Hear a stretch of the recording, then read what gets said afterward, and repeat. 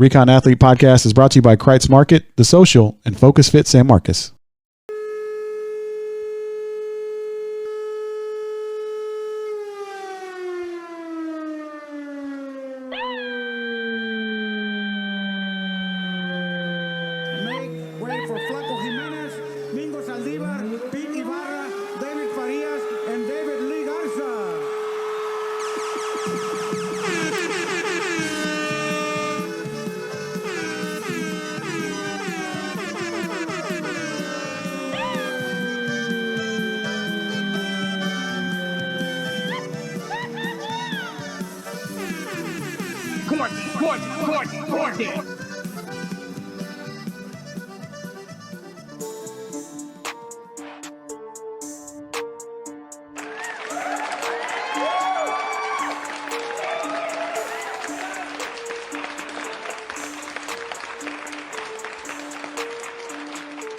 All right, Recon Athlete, episode 79, Chris Sanchez, Paul Rodriguez.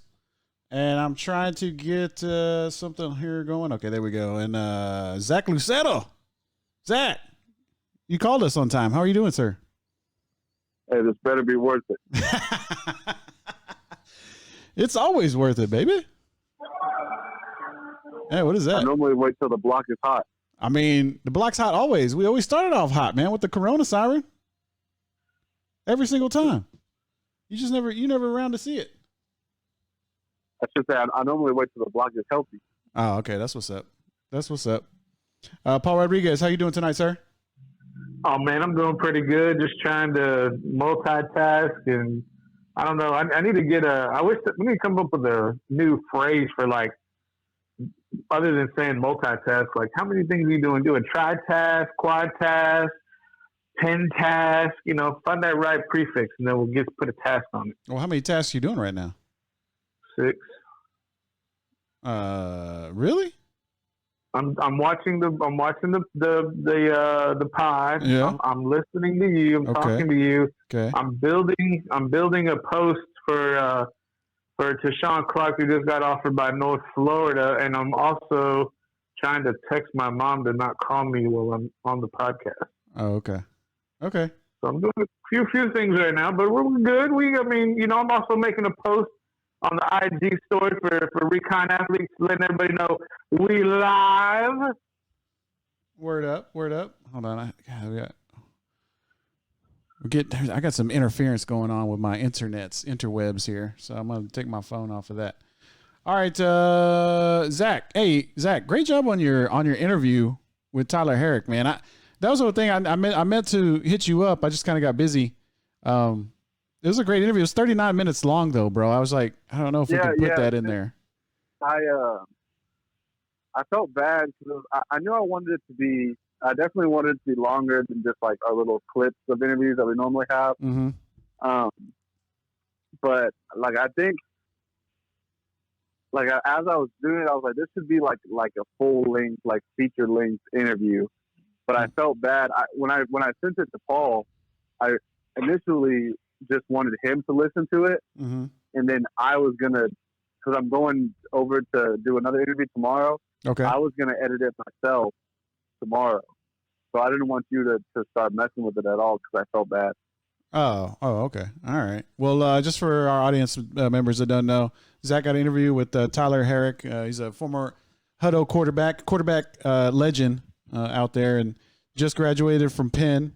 And there was a lot of good information, Zach. What was your favorite part of the interview that you think? Because I actually put it out there on Recon Clips.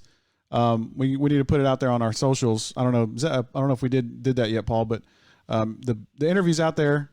What was your favorite part of the interview, Zach? I just think it was cool, and I'm glad that he's the person I started these with, because he's someone that played a heavily recruited position, mm-hmm. where he was undersized to play Division I football, but he found a way to be fluid in his position and fluid in his idea of Division I football, and ended up getting his school paid for and got an Ivy League degree playing the sport that he loves. Yeah. Yeah. And he had a lot of good insight, just on his own recruiting process. Of course, that's one of the focuses here on Recon Athlete. And of course, Paul was just talking about, how he's building something because somebody in one of the players in Conley got an offer. The recruiting aspect is a big thing to what we do here on Recon Athlete. And it was just great to hear, from, somebody that was recently going through that process and then getting into college and then fulfilling, all of those college duties and, coming out on the other end of it, with a degree from an Ivy League school, which, now he's probably going to go on and make 3 times as much money as I am right now. And that's great, but that's what the goal is. That's what we want to do, for these kids. We want to get these kids out there, get their name out there. And it might be a little bit easier for a quarterback to get out there, get his name out there. But there was some, just little tidbits that Tyler Herrick had that I think a lot of the kids, if they're able to listen to this interview, would glean a lot of good information out of it. Paul, did you get to hear the interview yet? Yeah, I heard it before I sent it to you. Okay, and what did you think about it? What did you think about it? The biggest takeaway that I thought was the way Zach kind of structured the questions and basically going from, talking about how the progression led from high school, the type of, information that cross paths from track over to football and that kind of, I think gave more marketability for Tyler as he went to Penn, and having that dual sport ability or multi-sport ability was really cool. But to see how he was able to kind of parlay another sport he was extremely gifted in, I think it propelled him even more. But I thought the structure overall, and that was the biggest thing I did. Like after I got through listening to it, I called Zach, and of course the call went to voicemail because he's extremely busy on Sunday morning. And he was actually on the other line, just to be fair with it. But I called Zach because I wanted to tell him what I thought about it. And I told him that it was, really good. And I really hope that, he could continue this. But, it's to get Zach to do something is for him to take the initiative. And I was really grateful that he did that because it was a really great interview. And, I'm pretty sure he has some more guys lined up. I know Zach's network is vast, so I like it, man. I was really impressed also. Yeah, and Zach, can you tell us who the next interviewee is going to be, or are you going to keep that under the bag right now? Yeah. So he's not a local product. He's someone I went to school with at Incarnate Word. Uh-huh. He just finished his degree up there.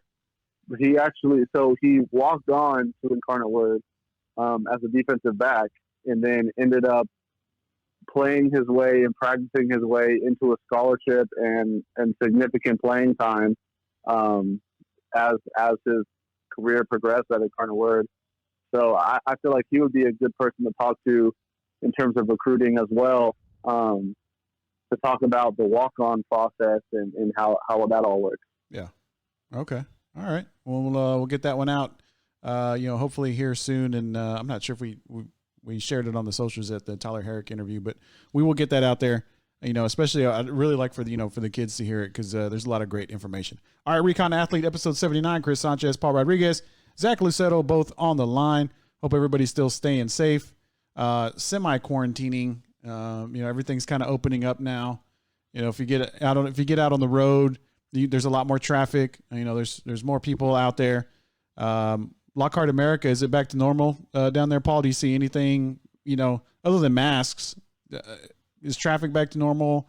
People back at H-E-B and Walmart and everything? Everything's been back to normal probably since the end of April. And as far as masks go, you don't see masks unless you're an at-risk individual. So if you're obese or if you have an underlying issue, if you're recovering from cancer.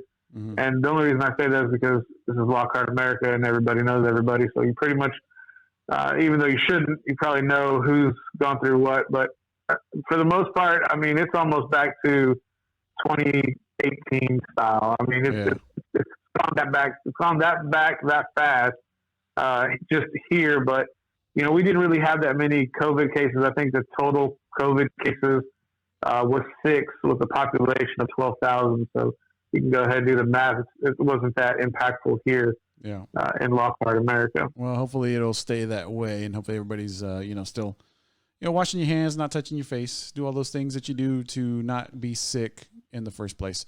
All right, The Last Dance came to a conclusion. I got to be honest, guys, and it's going to be confession time. After the first 4 episodes, I stopped watching. Why? I just the format to me was hard for me to follow. They were kept going back and forth. It was sold to me, via media, via the trailers, that it was going to be, a lot of hours of footage from that 97-98 season that I've never seen before, that it was going to be a lot of that type of info. And really it just turned into a Michael Jordan documentary, right? I mean, they went off a little bit on Phil for a little bit, Dennis Rodman, Scotty, a little bit, but I mean, just to me, and of course Snoop was watching it, and I was, I can say I watched it because I was sitting there, but I can't say I watched it because I was probably doing something else and I wasn't paying attention, because it didn't grab me. And I don't know. I'm not sure what it was about the story. I feel like maybe because I lived through it and I saw it, that I kind of knew what was going to happen on these games. So I don't know. It was hard for me to follow. Maybe it's just me. Maybe it was just my attention span not being able to stick with this storyline or with this documentary, but it didn't grab me. It didn't hold me. And I stopped watching after about halfway through. I'm sorry, guys. I mean, I don't know. I just couldn't do it. Zach, did you watch all 10 episodes? Yeah, I watched all 10, and I guess we found out about it in different ways, because I always knew leading up to it that it was a Michael Jordan documentary. That's what was like. That was the point of it. So I guess you thought it was one thing and I thought it was another. Yeah, I don't. Yeah, I guess I was just looking for something different. I was looking for the content to be different. And shout out to BJ on the watch party, and Renee Reyes. Hey, Renee, shout out to Lockhart. He says I'm right. Thank you. He says you're so right, Chris. I stopped after episode 4 as well. BJ said Last Dance format was not the best. Too much jumping between timelines. And we already knew that MJ was a beast and all that. So he was looking. So BJ said, where were the hidden stories? That's kind of what he was looking for. Paul Rodriguez, your synopsis of the Last Dance. Well, I mean, maybe it's a millennial thing, Chris, because we're not that far away from age. We're only 4 years apart, but and I'm in agreement with Zach, because the message that was conveyed to me was this was sold as a Michael Jordan documentary, and I kind of was of the sense where I wasn't a real Bulls fan back then. I mean, when I was coming up, I liked the Houston Rockets, and so we were grateful when Michael Jordan went to go play baseball. And so all the information that was conveyed in the 10 episodes was information I never even knew. Like, I mean, I didn't know that Pizza Hut allegedly food poisoned Michael Jordan in the flu game. So, I mean, that was types of information I thought was really cool. I mean, I didn't know like Michael Jordan rolled around with, retired police department, detectives. I didn't know that, Michael Jordan, pretty much was an isolationist, even from his team within even the locker room. So there was a lot of information I wasn't aware of. Right. And I think that because we live, today in a social media on-demand world, like where we have so much access to even like celebrities and sports superstars, that you can just open your phone and tweet at somebody, that back then, like it kind of seemed like Michael Jordan, even though there wasn't that world back then, he was still creating layers and layers and layers of insulation. I guess because he was like the first mega superstar to come out of the NBA. Yeah. And I guess you're right. I mean, I have to say, like, there's a couple things in there that you mentioned that I might not have known. I don't know. I guess leading up to the Last Dance, there was I don't know. Maybe I took the trailers wrong. Maybe the marketing was different. Maybe I perceived it incorrectly. I was thinking that it was going to be, especially when they said hundreds of hours of never before seen footage, and it's like, okay, and a lot of it was just like highlights. It's like, well, I mean, I've already kind of seen that, but I mean, I guess I guess I should have kept with it. Maybe it's one of those things where if you stop after episode 4, then you stop and you don't keep going, then you lose out on the rest, and maybe that's what happened to me. Zach, I mean, you obviously it encapsulated you, and you were there though, with the thing the whole time, and I mean, I'm not sure. Was there something I missed, in this whole thing? I think, I feel like you probably just fell asleep because it came on late at night. So I feel like watching anything for you is going to be hard to do. Anything after 9 o'clock. Yeah. Well, no, I feel like for you, if you thought it was going to be one thing and it was just Michael Jordan documentary, then I could see why it kind of lost your attention. Yeah. But I mean, I feel like that's, and I feel like we can have this be the next question. I feel like there's been a lot of talk about who gets the next Last Dance documentary. Okay. And they mean that as not like what team gets the next documentary, what season gets the next documentary. I feel like they mean that in terms of what player gets the next like 10-part like significant backstory, like inside scoop, unfeathered access or whatever documentary. To me, it would be obvious, but I don't know. It might be too soon for it. Obvious as in like definitely Monty Ginobili or what? Tony Parker. That's funny. Dirk Nowitzki. I don't know which Snoop was here. I think he's doing something. He's outside for some reason. To me, it's obvious. To me, it would have to be Kobe Bryant, but I don't know if how much of the curtain do you want to pull back? You know what I'm saying? Just because he hasn't been gone for very long, and there's that, I guess, respect factor that you want to leave there for family members, and then I'm not saying that Kobe had a whole lot. I mean, he obviously he did have some things that happened in his career, especially when he was younger. And you don't want to, take the name. So did MJ. Oh yeah, you're right. But MJ's around to talk about it. You know what I'm saying? Defend himself. And I feel like that was a big part of why this documentary was so successful, is that it was centered around Michael Jordan watching the other parts of the documentary and speaking about it. Mm-hmm. So I don't know how that would be to do this type of documentary without having that person kind of narrating it. Yeah. Yeah. I don't know. Paul, what do you think? To Kobe Bryant documentary like this? It's got to be. Is it going to be 20 years later? Because if it is, I'm okay with it. But if it's within the next 10 years, I just think it's distasteful. Yeah. It's too soon. I feel like the kind of timeline between how long MJ has been playing and when this documentary came out is kind of a good thing to go off of. Okay, so all right. Yes, I agree. Okay, so BJ had one. He said Tim Duncan, and he said we want to see the Tim Duncan documentary where he just sits there and gives one-word answers. But that might be a good one. But I feel like all these other players, like they'll get the direct to HBO documentaries, or they're exclusively on Disney Plus or something like that.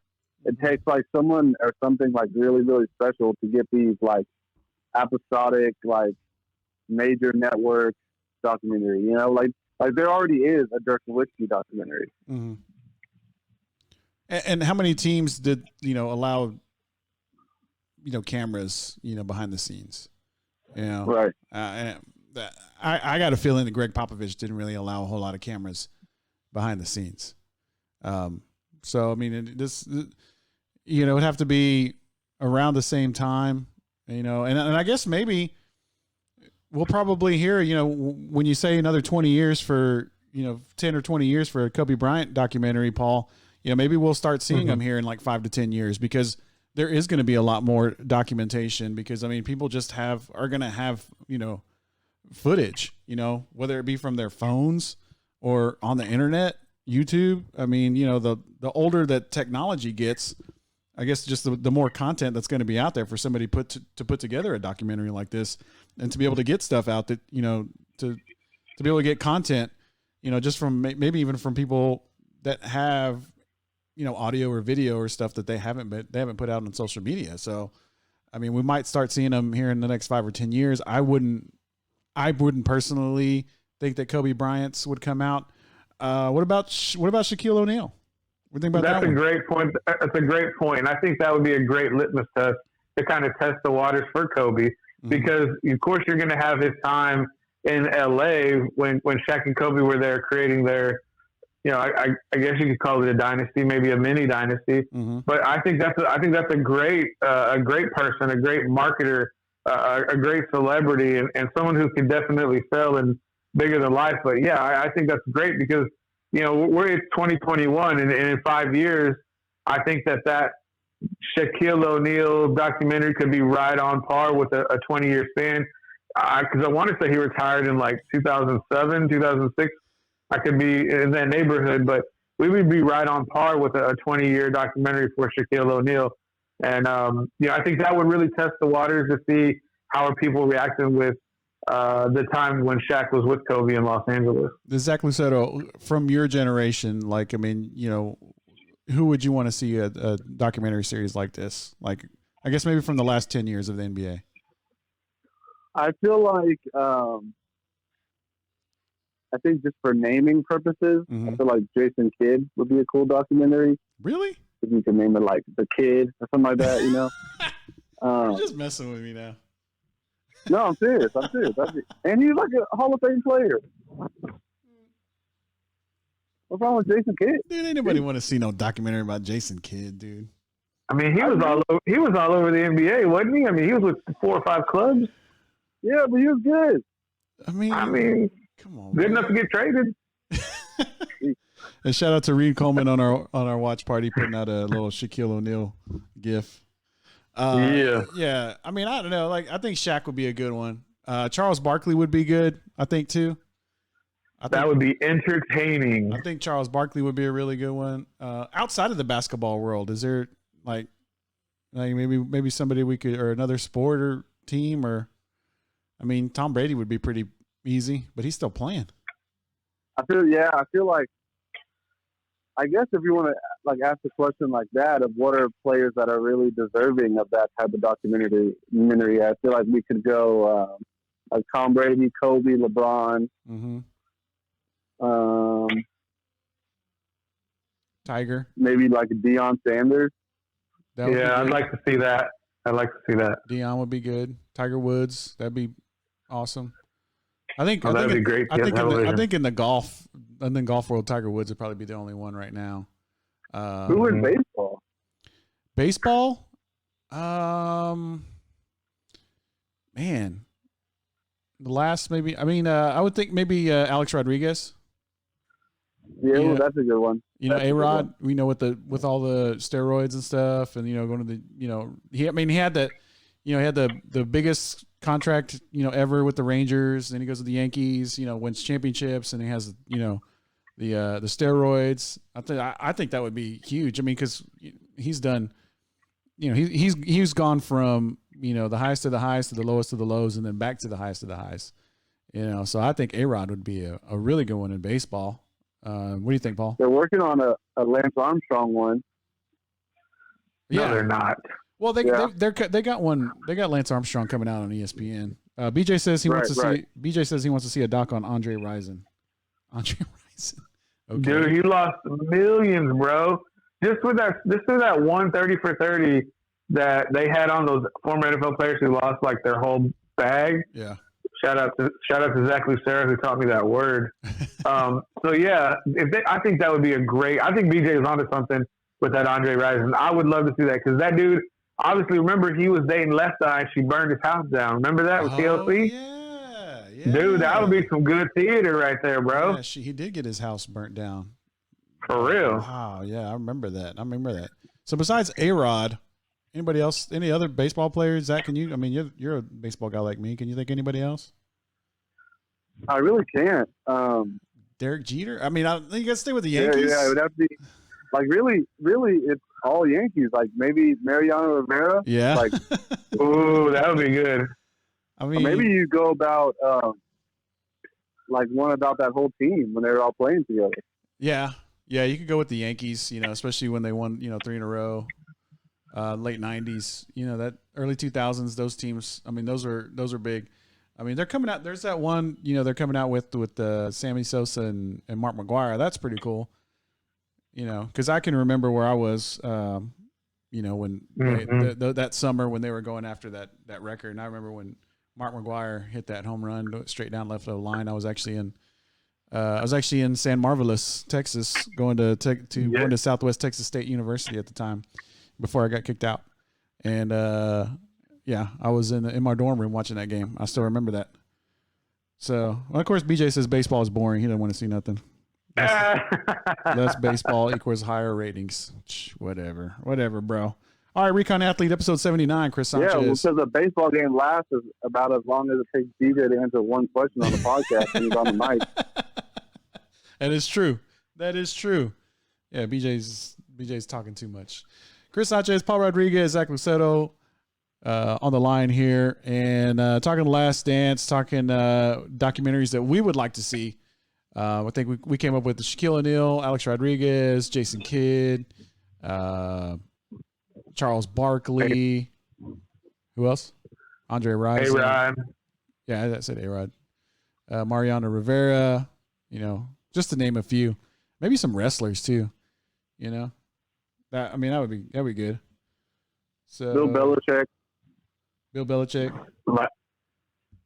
So Reed says he would like the Sosa McGuire. Reed wants to know if they would address how Sosa's head has grown and how he turned white. Yeah, they would definitely have to say something about that. So shout out to Reed, shout out to BJ getting in on the watch party. All right, Dak Prescott. I want to talk about that real quick. Real quick because I know Zach Luceto doesn't care about Dak, but I did see that according to Pro Football Talk analyst Chris Sims, he was on the KNC Masterpiece program on Dallas radio station 105.3. The Fan on Tuesday, which is yesterday. He was saying that he's saying that the Cowboys have offered Prescott a 5-year contract, could be worth $175 million. Paul Rodriguez, did you see that? I did, but there's so much information that I think like dismissive, and for me, I don't think Dak is getting in the building if they want 5 years, which I think that's the agreement. Everybody wants 5 years. Mm-hmm. Dak's not walking in there for less than $200 million. So that's going to be like $42 million per year, $43 million. Okay. And so I know what Chris is reporting, and I'm not a big fan of Chris, but that goes back to his time at the University of Texas. But yeah, I mean, it's great to hear numbers, but I want to hear what Dak's camp is saying, because the numbers that are coming out that everybody's reporting, those are the numbers from the Dallas Cowboys. And the rumor is, and like I said, I don't put any credibility into these numbers, but there's rumors that are saying that Dak wants $45 million if they're going to have 5 years. That's over $220 million total contract. And I'm just like, that's why these two groups can't come together, because one group wants over 200 and one group wants under 170 million, and it just doesn't make any sense. And that's why there's this stalemate. And so I'm still going to stay on this train. I don't think Dak plays unless a long-term deal is signed before July 15th, because if it doesn't happen before July 15th, it's going to get real sticky real fast. So should Cowboys fans Should Cowboys fans? I'm sorry, I'm on the watch party. And Zach's getting in there with BJ. So should Cowboys fans be worried if Dak doesn't play, or I mean, yeah, y'all should be worried. I've been should talking we about be? this for months. I don't know. I mean, like Andy Dalton. I mean, he's not that bad. Like I said, Why that's did why you say we talk. y'all? Huh? Oh. Why did you just say y'all? Talking about Cowboys fans. Oh, well, he's talking to me and the other listeners that are Cowboys fans. And the plethora of Dallas Cowboy fans. You can go back and you can go back and play with BJ in the watch party. So we'll talk to you in a second. But what I was getting at is that Dallas Cowboy fans should be worried because this has been going on for a year and a half. I would say a year and a half, no doubt about it. The deal should have been done. I think Dak didn't want to sign because he thought he could outperform his contract in the final year, which he did. Yeah. But he can't beat good teams. He can put up the numbers. That's great, Dak. That's really awesome. But if you're 8-8, who cares? You don't go to the playoffs, doesn't mean anything. And if you think you're going to go to the playoffs in the first year in a West Coast offense without being there right now or having access to playbook right now, Andy Dalton, get loose, bro, because you're probably going to play the first 4 or 5 weeks until Dak gets comfortable in that lingo. I mean, give me the red rifle, dude. No. Give Give it to him. Here's the thing. Here's the thing. Dak is only 1 to 2 games better than Andy Dalton. Right. So put the red rifle out there. He's going to have hella targets now. Man, yeah. Just let him. Just let him get as long as the line can protect him. He's going to have obviously going to have a run game. If he gets that line to protect him, he's going to have guys to throw to. He's not a fleet of foot, but I mean, if he's got time and he can sit back there and pick out who he wants and, work with McCarthy, I'm not really worried about it. I mean, Dak took us to 8-8 last year. So can it get worse? Sure. It might get better though. So, but I can't really, don't Cowboys fans don't get mad because I haven't been a Dak Prescott fan. I know if, Francesca was watching, she would be upset with me right now for sure. But I'm just, and I think BJ's on the same, thing. He said, BJ said, why should Cowboys fan be worried? We have the red rifle. So, and then, I'm with her. I'm with BJ on this. And, I don't know. I mean, Paul, are you of the same ilk as they would say on the red rifle? Or, do you think, Dak Prescott has to be there for the Cowboys to win? Well, I mean, that's a relative question. What's the definition of winning? Going to the playoffs, going to the NFC Championship, having a winning record? I think that's what everybody wants to know. And in Dallas, in my perception, and the perception of that is that of Cowboys fans, and they're led by the head Cowboy fan in Jerry Jones. They want to go to the Super Bowl, and for them, it's Super Bowl or bust. And so, if they don't go to the Super Bowl, it's looked at as a failed season. But if I'm going to talk to the realist in Cowboy fans like yourself, I think if they go to the playoffs and win a playoff game, that's a successful season. Yep. But I don't think they do that with Andy Dalton. I think they barely do that with Dak Prescott. I mean, yeah, I think they could do that. I mean, honestly, I think they can do that with Andy Dalton. I think they can win because, we are talking about the NFC East. I think they can win 9 games and win the NFC East. I think they can, get into the playoffs as a division champion and, get a favorable matchup at home, if it really, if the home thing's going to matter at that time. I mean, the home's not going to really matter, if we're still doing who are you going to play? Who are you going to play in the wild card? You're going to play Tampa Bay?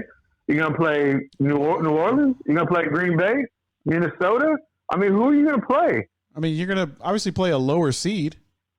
In the wild card, right. They're going to play a lower seed. And my point is, out of those 4 teams I just mentioned, one of those is going to be in the playoffs as a wild card.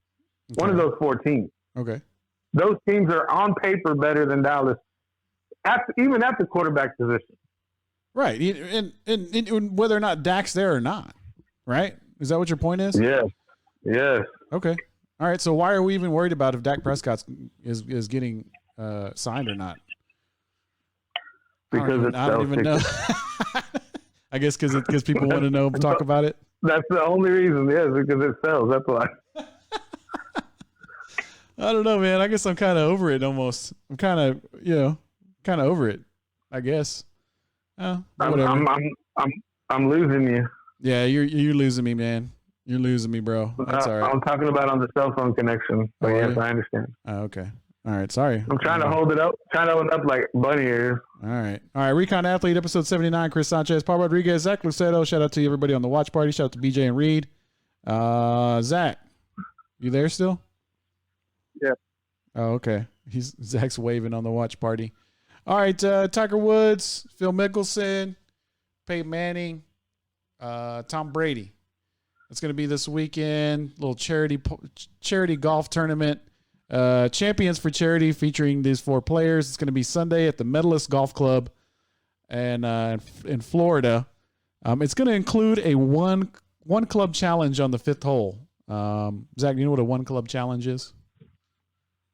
Yeah, it's when I go out to the domain and stay at the one club the whole time instead of bar hop. I would like to see Snoop try to do that. Stay at one club. That'd be a one club challenge. Paul Rodriguez, one club challenge. Did you know what that is before, or did you look it up? I think we lost Paul. Hello. Oh, there you are. One club challenge. Yeah. Yeah. So going back real quick on the yeah. Well, touch back on 2 things. I feel like Peyton Manning, we could add to that list of people to get a documentary. Okay. Okay. I feel like he's pretty close to that type of level. Yeah. But we were talking about Andy Dalton and Dak Prescott. Oh, you wanted to get in on that? My bad. Yeah. Well, maybe. My bad. Go ahead.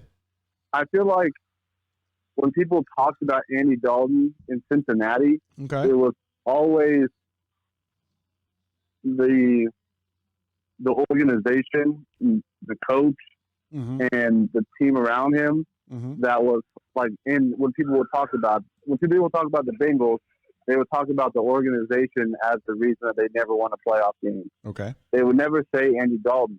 Okay. Which is basically kind of like saying that he would win in a better organization. So maybe him being with a better organization than the Cowboys and a functioning organization is what he needed as a quarterback to kind of take that next step and win some playoff games. So, I mean, maybe they do have some success with him instead of Dak. Okay. Fair enough.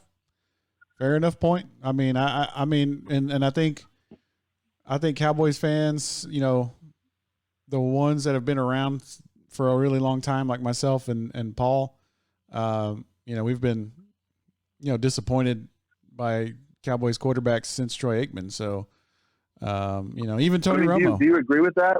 When that the organization and the coach was always a problem in Cincinnati, not necessarily Andy Dalton? Paul, I'll let you take that one first. Man, I can't even hear. It's in and out. What was the question? Do you want us to call us back, man? I mean, are you losing? Because I mean, you sound fine. You sound fine on our end. Don't you call me back? Because it might be cool. All right. Golly. Come on, Paul. Jeez. Who's he got? Metro PCS. Well, shout out to Metro PCS if y'all want to, sponsor us. over here dogging. All right, hold on. All right, is that better? Seems so far, yes. All right, hold on. All right, y'all there? Yes. Zach? I am. All right. Is that better, Paul? Well, we're going to find out, man. So far, yeah. Okay, Zach, so go ahead and ask your question again about Andy Dalton. So whenever Andy Dalton was in Cincinnati, Paul, what did you feel like was the problem? Was it Andy Dalton or was it that Bengals organization and Marvin Lewis?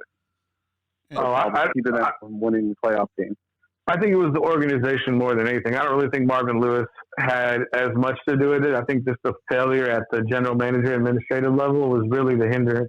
I mean, because it wasn't until like when Andy Dalton got there, they had decent running backs, and then they brought in AJ Green. But on the defensive side of the ball, I mean, Burfitt was always getting fined and penalized on their side, and I don't really think they had a lot of chemistry, and I think that's just poor leadership to bring in the right guys to make a cohesive unit. So, I mean, I think Andy Dalton is going to be an above average, decent quarterback, similarly to Dak Prescott. And so I blame a lot of it on the administration and management more than Marvin Lewis and his team.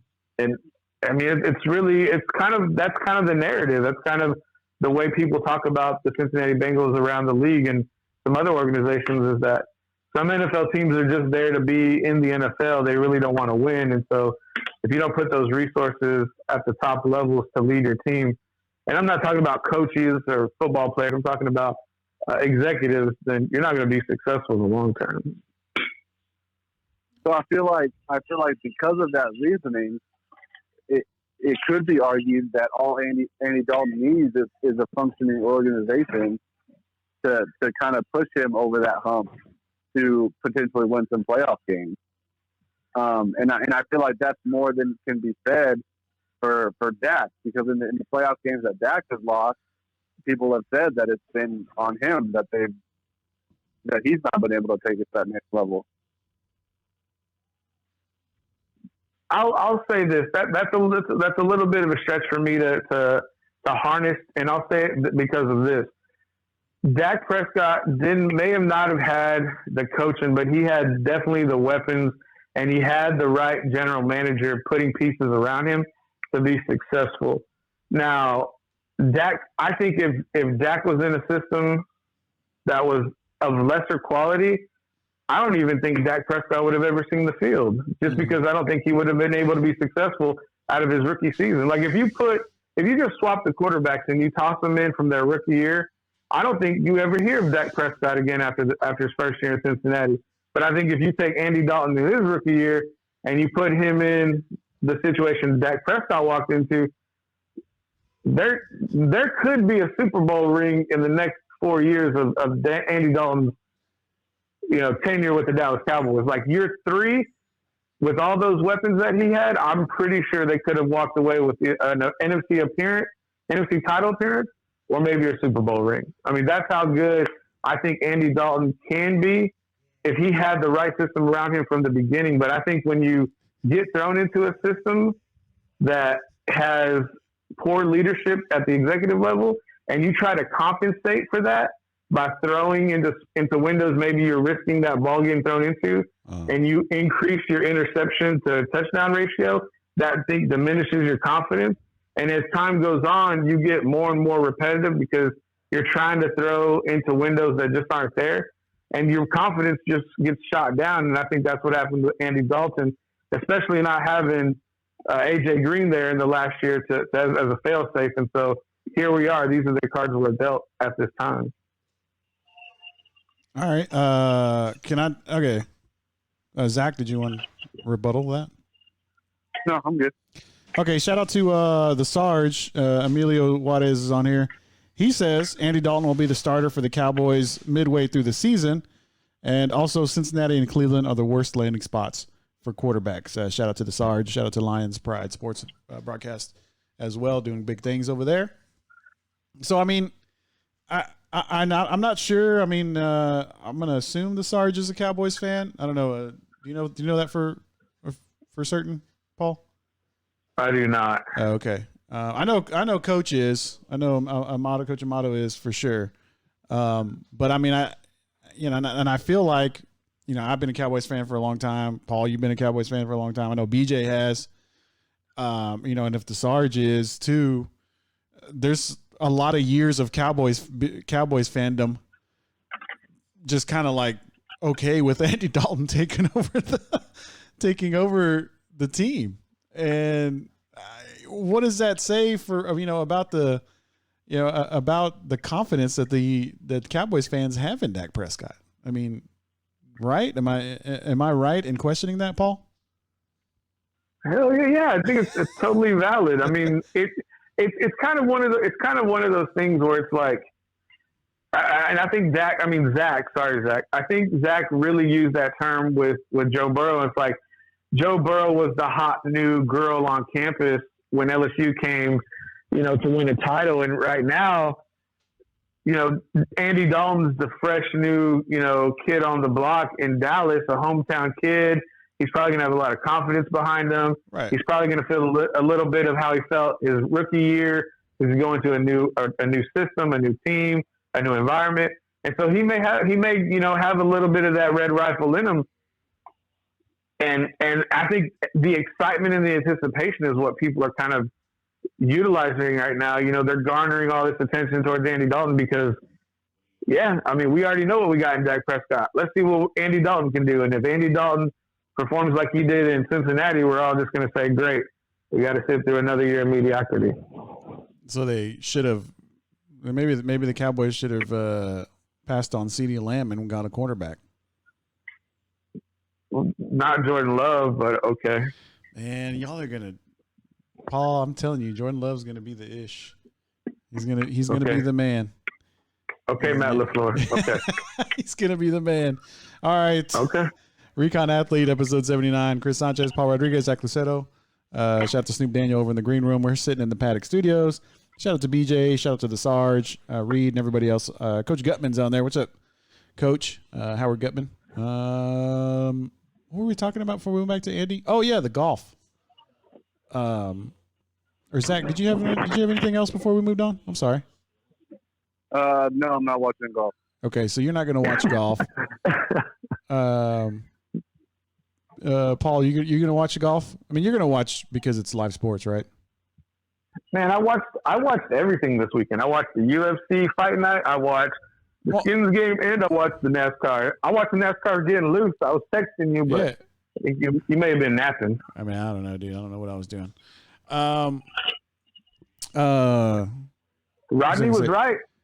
Rodney Rodriguez called it. He goes, he did say those first few laps, people are gonna get loose, and they sure enough did. Yeah. So I mean, obviously, you're gonna watch the golf this weekend. Yes. Yeah. Man, it's Tiger Woods and Peyton against Phil and Tom Brady. Hell yeah. Okay. All right. And I mean, Zach, you don't even want to watch like Peyton Manning and Tom Brady out there? Not interested in that? To be honest, here's the extent of golf. Okay. I'm excited for season 2 of Holy Moly to come out on TV in the beginning of next month. That's the extent of golf that I get right there.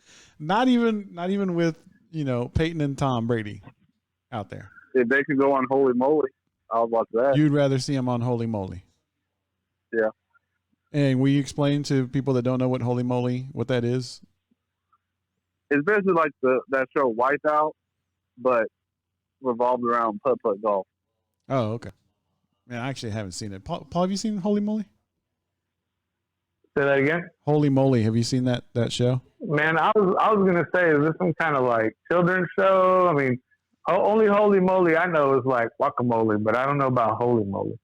Oh, you shouldn't watch it, but Chris, you should watch it. You should at least an episode. It's on Hulu. Is it on Hulu? Okay. Is that the one with Steph Curry? Yeah. Okay. All right. Yeah, I'll watch it. It's on Hulu. Yeah, we'll check it. All right. It's pretty fun. Hey, okay, golf. It's gonna be fun. I'm gonna watch it. What I want to get into now though is, and we're probably gonna lose all our listeners now, but it's the end of the show. I want to get into our homework because I finished our homework. Paul, did you finish your homework? Yeah, man, I finished it the day I asked.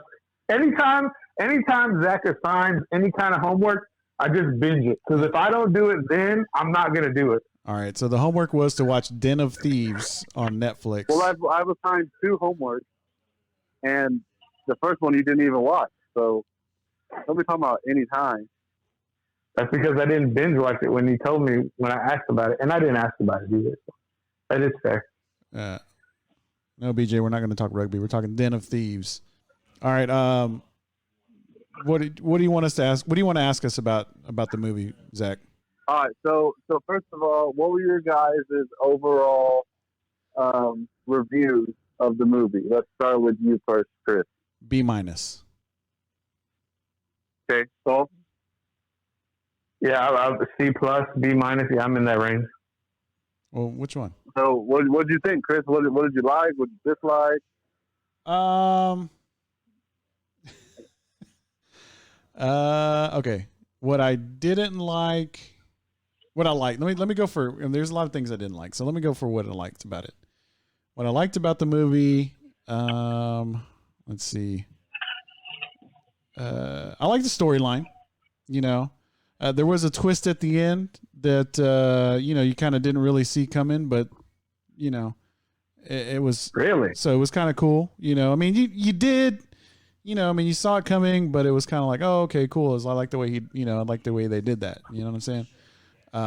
So I like that. I like that part. The scenes, the shootout scenes were good, especially at the end. It was kind of biting off of the movie Heat. I don't know if y'all have seen Heat before, with Al Pacino, Robert De Niro. That's Val Kilmer. That movie's amazing. That should be the next. I thought he was the one with Sandra Bullock and Melissa McCarthy. No, man. This is before your time. This is before your time. That's the Heat. Heat. It's just Heat. Just Heat. Yeah. So look, BJ says Den of Thieves B minus 2. So, and I like the way I like the way the heist went down. That was pretty cool. I don't know. The acting was, not very good. Gerard Butler. You don't think 50 Cent is a good actor? Get rich or die trying? I mean, there were a lot of scenes in this movie that they could have just got completely rid of, that should have been on the cutting room floor. And I will name a few, I will name one in particular.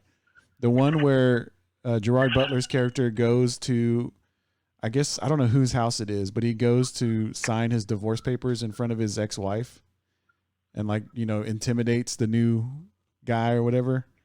And that whole scene was just, it's like, well, what's the point of that? Okay. All right. He's just going to go in there and, be tough. And, it's like, okay, cool. They could have cut that scene out.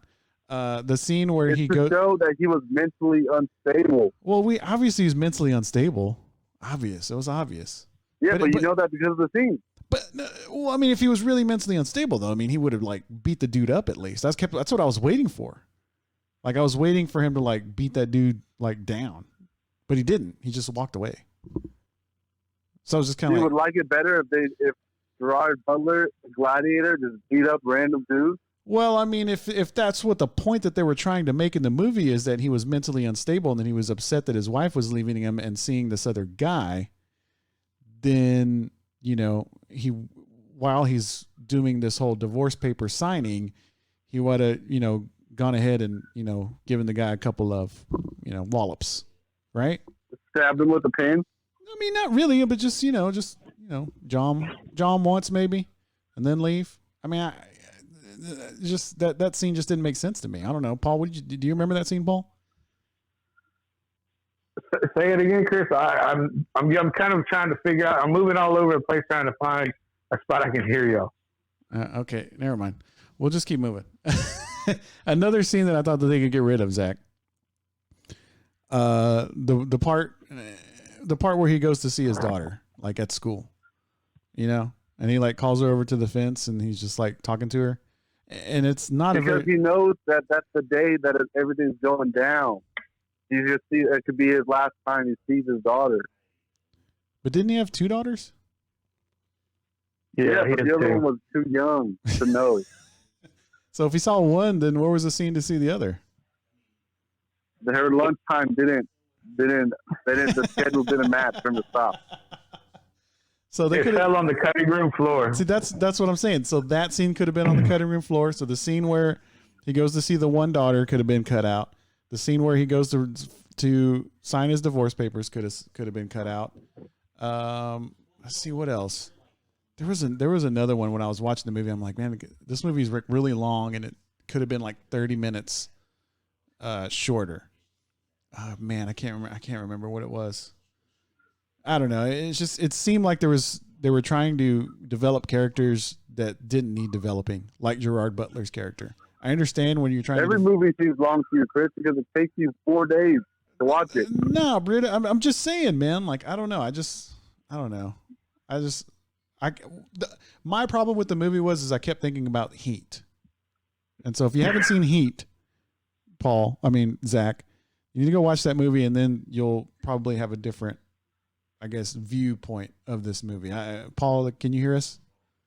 Yeah, I can. I heard everything I just said in the past 3 minutes. Okay. So, I mean, I don't know. Would you agree, Paul? I mean, if he watched Heat, would he have a different, I don't know, thought of this movie? I mean, if you watch, if you watch any kind of, gangster movie, cop gangster movie, I mean, it's all in line. I mean, I think the only difference between this movie is there was like, the bad guys were just as skilled as the good guys. And, that's my biggest thing about this movie was they made the bad guys seem like these badass military, like black ops kind of guys, even though they were just Marines, all due respect to Marines. Yeah, but the cops were like, just these,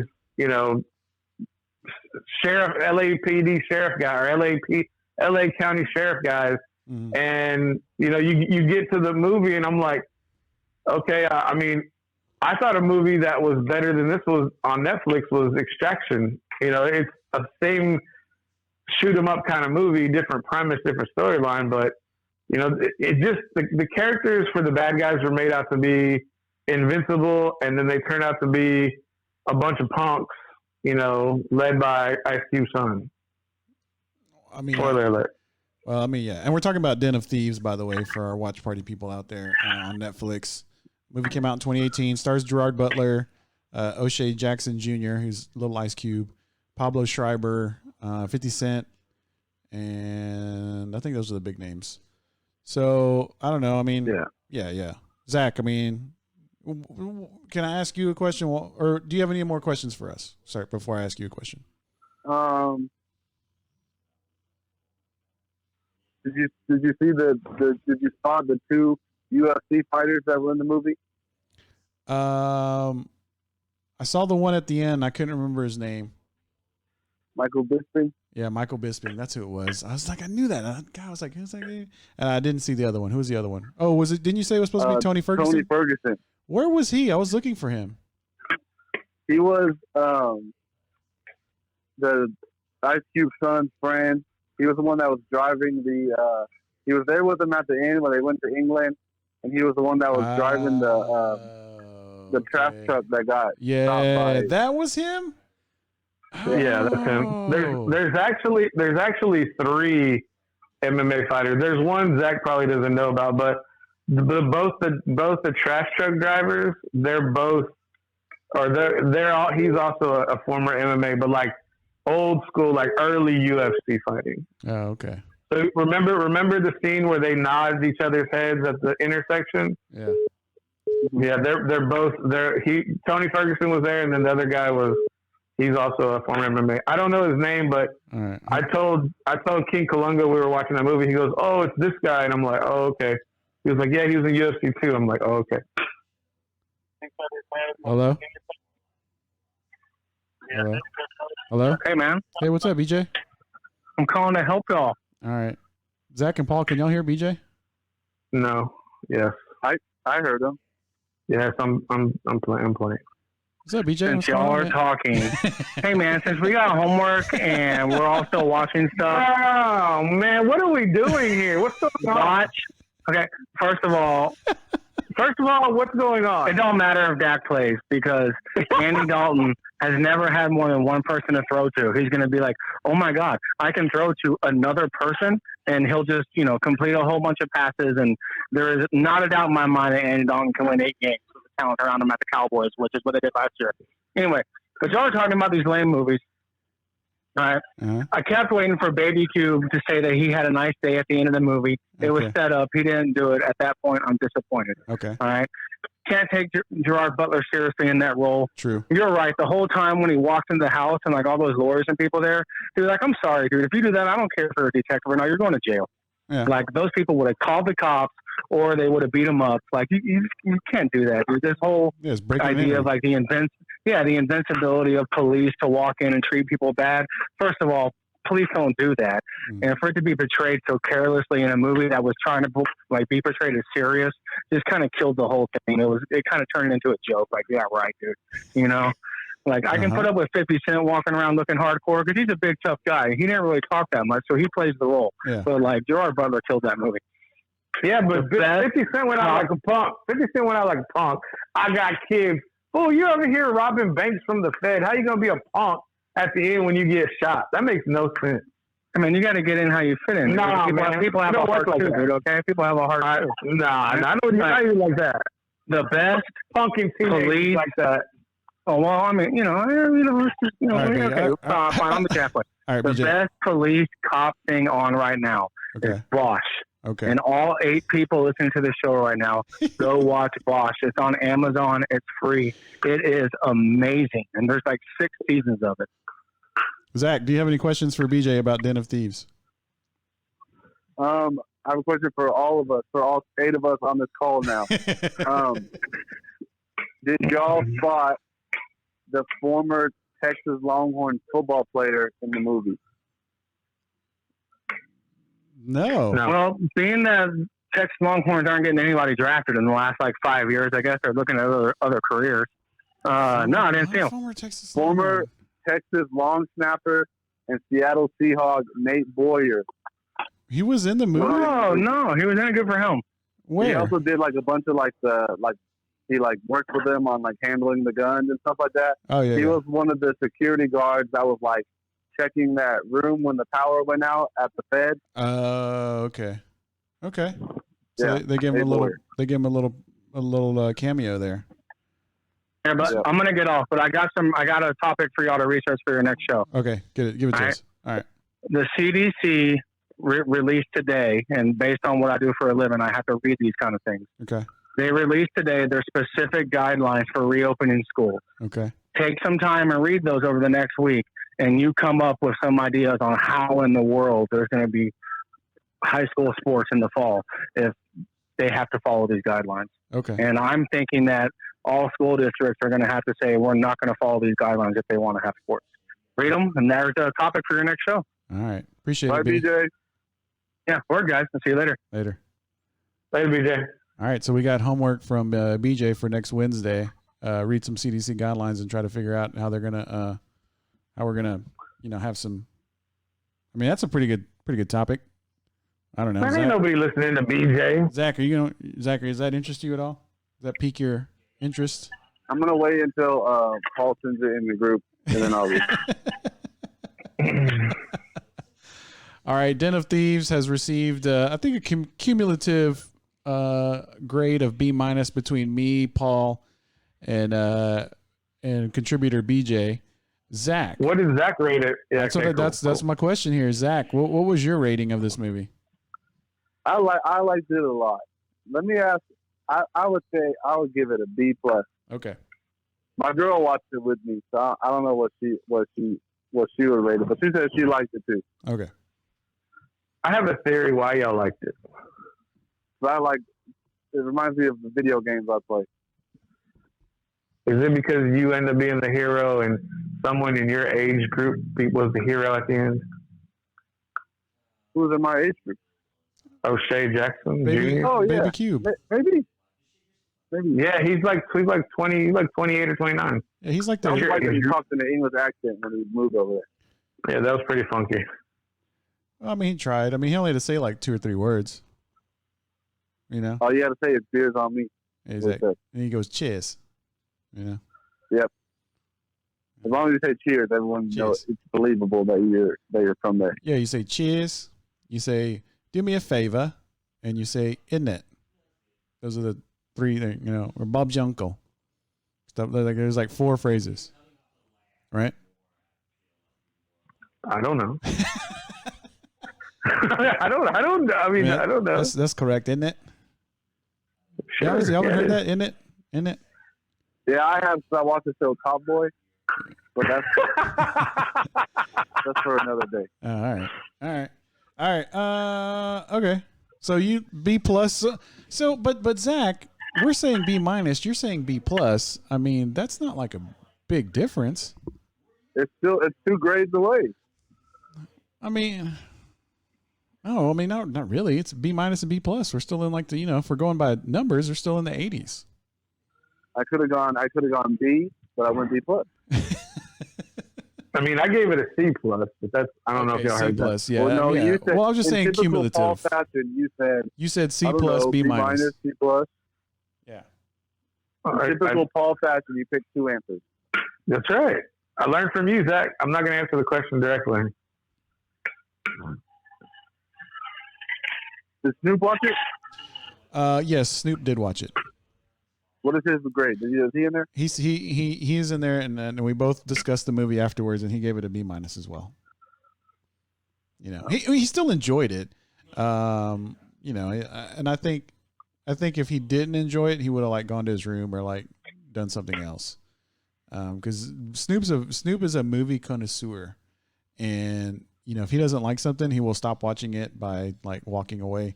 Like Snoop's the guy that will pay for a ticket to a movie, and if he doesn't like it, like 20 minutes in, 10 minutes, 15 minutes in, he'll walk out. If I'm not like that. I saw that movie on a double feature. I saw that movie, and then I saw 12 Strong in the same day. What? Say that again? I said I saw that movie on a double feature. Uh-huh. I watched that movie. I watched 12 Strong like back to back. Oh, okay. So Den of Thieves and then 12 Strong. Yeah. But I mean, I'm just saying like so Snoop gave it B minus. I gave it B minus. I don't know. I would never walk out of a movie theater, but that's just me. All right, Recon Athlete episode 79. Chris Sanchez, Paul Rodriguez, Zach Lucero on the line. Shout out to BJ for calling in. Shout out to Snoop. He's over there in the green room. Other topics as assigned. Anything? Any Zach's corner? Anything that y'all want to? We're going to talk some boxing. I know we put some boxing stuff out there, but I think we're going to keep that for Saturday, right? Right, Paul? Sure. Okay. Any other topics you want to discuss, Paul Rodriguez? No, the fans look good on the Facebook Live though. Oh yeah, I like them. They look good. Oh yeah, the fans. Oh yeah. Shout out to the fans. Shout them out. They like the shout out there. Zach Lucero, other topics as assigned. What you got? Thank you guys for listening to my my interview. I look forward to doing my next one, and sharing it with you guys. And hopefully we can find a way to include these in the episode somehow. We just kind of got to figure it out amongst ourselves because it's kind of long. Yeah. So I think what we can do is maybe take a question or two, out of the full interview, and play that portion, and then to just kind of discuss that, So I think maybe if we go back and listen to the interview with Tyler Herrick, we can say okay, and I can take this question from the beginning of the interview and then a question from the end and kind of splice them together, and that'll kind of especially if they're related somehow, then we can play. We can I can do wonderful things with Adobe Audition, so we can do it that way if y'all want to try that. Sound good? Sounds good. All right, word up. Before we go, I saw on Twitter there was a COVID-19 case at the Bluebell factory. Could be disaster. So y'all, let's pray for the Bluebell people, and we need that Bluebell ice cream, right, Paul? Nope. What? I'm a creamy creation man myself. Oh my God, blasphemy! When they hit that listeria back in 2015. They lost me forever. You go ahead, Chris. You go ahead and eat that Bluebell. You all man. You take care of that. I'm gonna stick some creamy creations. That's right. You got to be kidding me. Yeah. Okay. It tastes good. Listen, this is what I like. I like their cinnamon chocolate that they have. I think they call it like a Mexican chocolate ice cream. Mm-hmm. Bluebell has something similar to it, but I can never find it. And HEB and Kyle, they usually always have it. And then the other one I really like is their pecan caramel ice cream. Creamy Creations, Duba has that pralines and cream, and I don't know, just HEB products are just better right now. And then with this going on, no thank you. Man, all right, I guess. I don't know. Zach, do you eat ice cream? Yeah, he does cream. So I like cake ice cream. Like I like ice cream that has Word. pieces of cake in it. And they just came out with a Bluebell one, like a birthday cake Bluebell one, and I got that, and I didn't really like it. And so I went back to the Creamy Creations birthday cake ice cream, and it's so much better. See, and it's keeping me healthy. See, apparently. And hey man, when you ready to cross over, Chris, let me know, man. We'll take care of you. That's fine. Well, I mean, honestly, I can't eat ice cream because I'm lactose intolerant. So I mean, that's real. Bro, that's real I mean, I went to Top Notch yesterday. You know, I love Top Notch burgers, man. I love charbroiled burgers. So like, I got me a double cheeseburger and I got me a strawberry milkshake. That strawberry milkshake was delicious, bro. My stomach hurt the rest of the night, man. But there's no better time to be doing business than when you're working from home. Yeah, I guess you're right. You know what's funny is I've never had a Top Notch burger, bro. Whenever I was with my roommates, we all thought of if our careers didn't work out, we would move back to San Antonio and open up a nacho truck called and call it Top Notch. Top Notch, but with nachos. Yeah. Zach, have you had Top Notch before? Top Notch burgers? No, because they stole my idea of a name. Man, no, they've been there since the 70s, bro. The reason why I don't know, we're just kind of getting off the rails now. But the reason why I like Top Notch burgers is because it reminds me of like is because they're charbroiled burgers, and it reminds me of just the backyard, the backyard burger, firing up the grill, just throwing the meat patty on there, and just, grilling it up. It's probably not healthy. It's got a lot of carcinogens in it. Probably cancer causing, but it's so delicious. And so it just kind of, it reminds me of that, man. And it's kind of, I guess it's almost nostalgia, that makes it so good to me. And plus they have tater tots there, So anytime a place has tater tots, I think Sonic has tater tots too, don't they? Yeah. But these tater tots, they have tater tots. They have sweet potato fries there too, as well. And actually I was onion rings? Huh? Onion rings? Yes, onion rings. Yes, onion rings. Okay. So Reed says, never eaten a Top Notch burger and not a fan of Bluebell. Who is this Yankee trying to pawn himself off as a Texan? Oh. But yeah, man. So Paul, next time you come into town, we're hitting up Top Notch.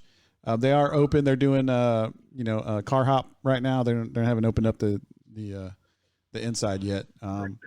So yeah, we'll hit up Top Notch Burger. Zach, you can roll too if you want. Everybody's wearing masks, so if everybody's in one car. But when are we gonna do a live show again with everybody here, or Paul? At least with you? June 13th. Okay, fair enough. June 13th. Well,